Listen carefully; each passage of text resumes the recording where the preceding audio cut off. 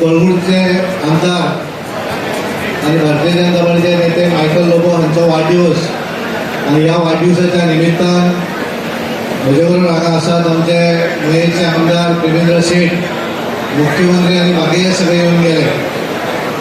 हांव मायकल लोबोक वाढदिवसाच्यो हार्दिक शुभेच्छा दिता. आमचे आमदार शिवोलेचे गेलेले लोबो आणि त्या तरेचो उत्साह सबंद म्हाका दिसता हांव रेस्टॉरंटात भितर येता म्हाका एक तासभर लागलो, इतली गर्दी आसा भायर. आणि मायकलाचे कनेक्ट जो आसा हो कशा पद्दतीन हांगा लोक जर पळयले जाल्यार दिसून येता.